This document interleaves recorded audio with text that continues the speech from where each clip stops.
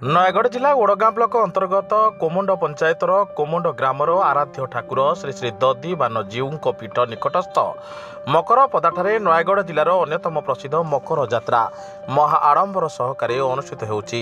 ଚଳିତ ବର୍ଷ ତା 15/1/2024 ଠାରୁ ତା 21/1/2024 ପର୍ଯ୍ୟନ୍ତ 7 ଦିନ ବ୍ୟାପୀ ଏହି ମକର ଯାତ୍ରା ଅନୁଷ୍ଠିତ ହେଉଛି।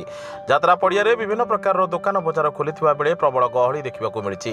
ଯାତ୍ରା କମିଟି ପକ୍ଷରୁ ଯାତ୍ରା ପଡ଼ିଆର ବିଭିନ୍ନ ସାଂସ୍କୃତିକ କାର୍ଯ୍ୟକ୍ରମମାନ ପରିବେଷଣ କରାଯାଉଥିବାରୁ ଯାତ୍ରା ପେଣ୍ଡାଲ ନିକଟରେ ଦର୍ଶକଙ୍କ ଭିଡ଼ ଦେଖିବାକୁ ମିଳିଛି।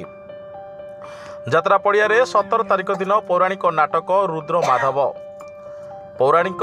ରୁଦ୍ର ମାଧବ କଳି, 18 ରିଖରେ ପୌରାଣିକ ନାଟକ ଦକ୍ଷ ଯଜ୍ଞ, 19 ରିଖରେ ପୌରାଣିକ ନାଟକ ମହିରାବଣ ବଧ ଏବଂ 20 ରିଖରେ କୋମଣ୍ଡର ଯୁବ କଳାକାରଙ୍କୁ ନେଇ ସାମାଜିକ ନାଟକ କଥା ରହିଗଲା କାଳ କାଳକୁ ମଞ୍ଚସ୍ଥ ହେଉଥିବା ନେଇ ଯାତ୍ରା ପରିଚାଳନା କମିଟି ପକ୍ଷରୁ ସୂଚନା ମିଳିଛି।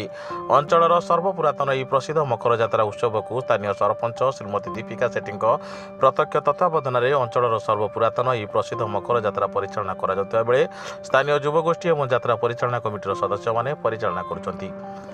ନୟାଗଡ଼ ଜିଲ୍ଲା ଓଡ଼ଗାଁରୁ ପ୍ରଶାନ୍ତ କୁମାର ପାତ୍ରଙ୍କ ରିପୋର୍ଟ, ସାଇ ସତ୍ୟ ନ୍ୟୁଜ୍।